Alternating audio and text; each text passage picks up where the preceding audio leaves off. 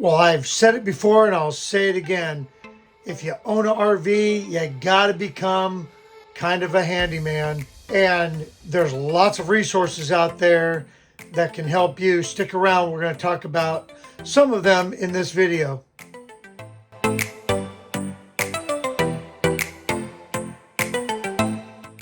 Hey, welcome back to the Happy Place Diaries. I'm Jerry, and in this video, we're talking about doing it yourself. You could save a lot of money, a lot of time, and a lot of heartache if you just get yourself a few tools and do things around your rig yourself. Now, if you own a Keystone or any other brand, check with your manufacturer because they probably have a pretty good do-it-yourself program where you can order parts from the manufacturer. They'll send them to you and you do it yourself. And like I said at the outset, it's going to save you lots of time. It's going to save you some money. And it's also going to save you just that stress that you don't have to worry about packing up the rig, taking it to the dealer, putting it in the shop for maybe weeks at a time, when really with just a few tools, you can do it yourself. So anyway, today we're going to be fixing some scratches. I'll show you that. And we're going to be replacing little tower that goes on our counter right here. Again, super simple. And I just got with Keystone and had them send me the parts, and I'm going to do it myself.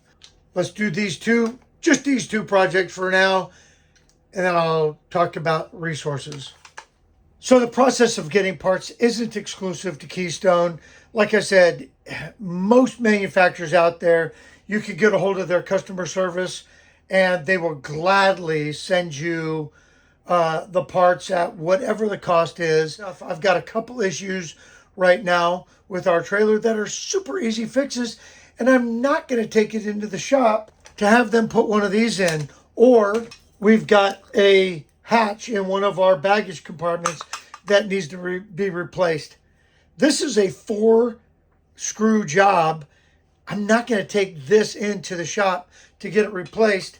And by getting a hold of the manufacturer and having them send me the right part that goes with our rig, it's just a nice, easy way to do it. And if I didn't know how to take out the screws, there's some resources that'll teach me how to do this too. RV ownership can be frustrating sometimes because, I mean, we are driving houses on wheels and stuff just shakes, rattles, rolls, breaks. In our case, because we're full-time, we're coming up on 2.5 years of being in our Montana. Things start to wear. So what's going on with our little tower here, which what I found out is this is just an extension cord, essentially, or a power strip. What's wrong with it? Well, when you push it down, it doesn't stay down.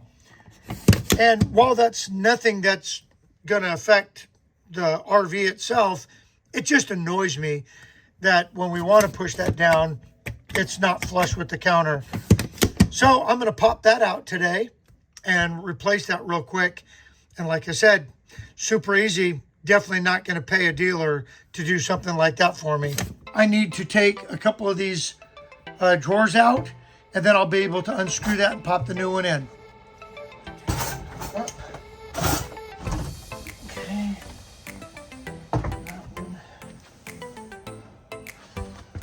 I might be able to just do it with just that one. Yep. Okay. So this is the coupler that snugs it up to the countertop, I should say.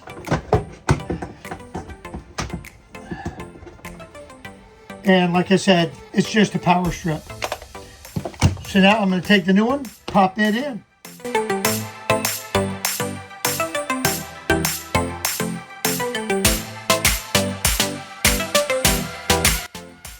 Okay, a little green light's on. So that means that's working. And there we go. Now I know what you're saying. Come on, Jer. an easy project. Yeah, the hardest part of that project was getting that drawer in and out, but that's neither here nor there. The point is, do it yourself. Save yourself some heartburn and money. And more precious than that is your time. This next project is a little bit more on the handyman side. We just replaced our old recliners, which are the Thomas Paine, with these rocker recliners right here. And what we ended up doing is when we pulled it away from this wall, we had noticed that you could see all these scratches that when the Thomas Paine furniture reclined, it would dig into this area right here. And it's actually gouged. I'm just going to take the sander. I'm going to sand this area off right here. Then I've got some gel stain, which doesn't run. And this is weathered gray. So it's going to match this area right here. And I'm just going to touch that up, make it look pretty. You can really see these gouges now on this side. But I got a power strip because now we don't have the plug-ins in the arm of the chair. Put this power strip up here so that we can have our charging cables back there. So I'm going to tidy this up. Also, that's going to get tidied up in there. I'm going to go get some cable management and put that in right there. There's our little power strip. We can charge. This is going up to the Alexa back there. But it makes it nice and convenient for us. So I'm going to get the sander, get this sanded out right here, and get that touched up. We'll show you that.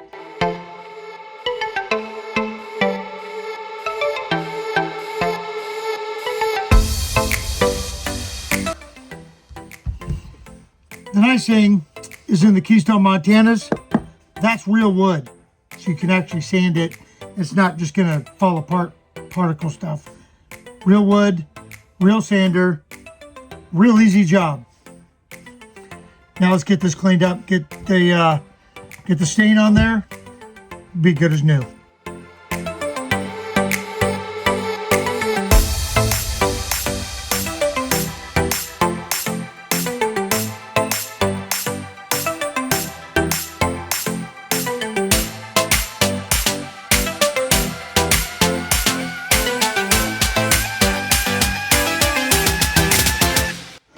Okay, so once that dries, we'll see how that looks. But so far, I like it. And it's going to blend in once it dries. It's going to lighten up. Do it yourself.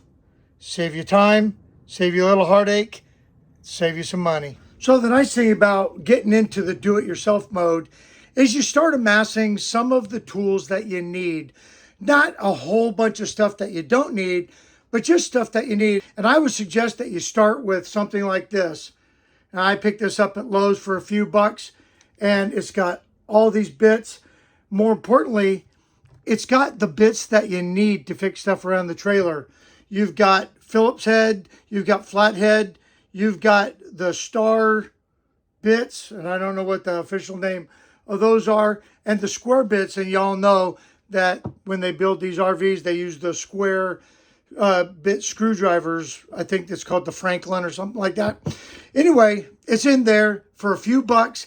Keep this handy. We keep it down in this drawer right here. And that way, if something needs to be tightened, it's right readily at hand. You don't have to go digging through a toolbox, but a great place to start.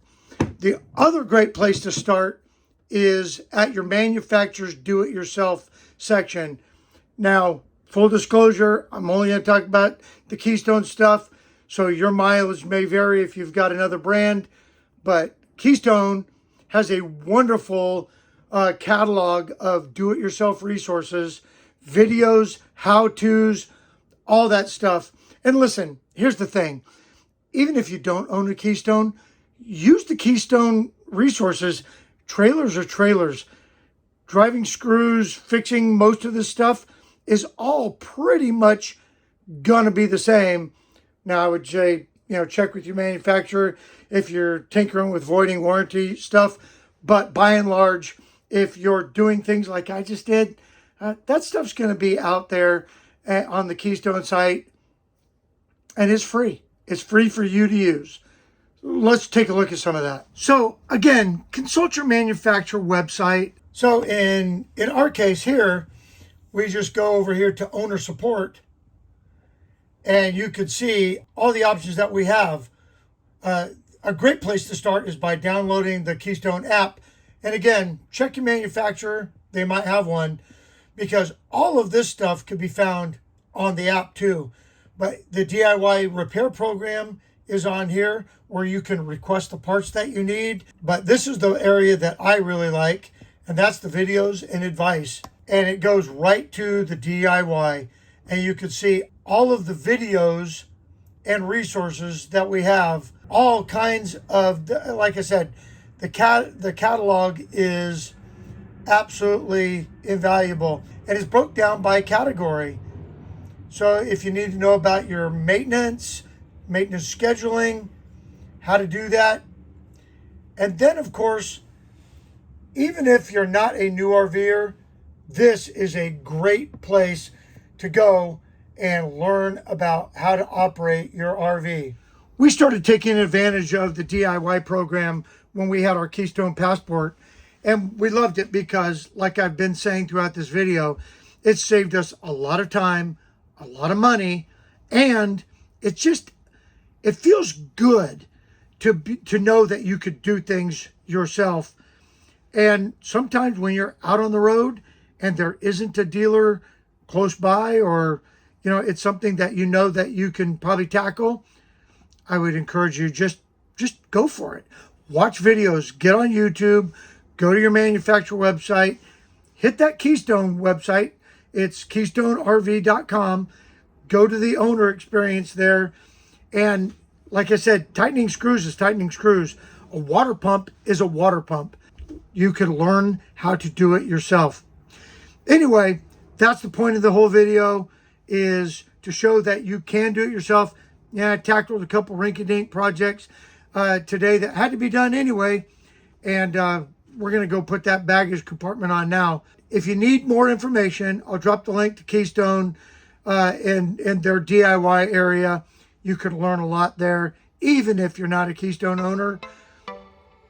With that, if you have any questions, comments, concerns, drop them in the comment section below. We really, really appreciate you watching. Leave a thumbs up if you got any value out of this video whatsoever, or if you're a do-it-yourselfer, leave a comment. Let us know the projects that you like to tackle, and we'll see you in the next video.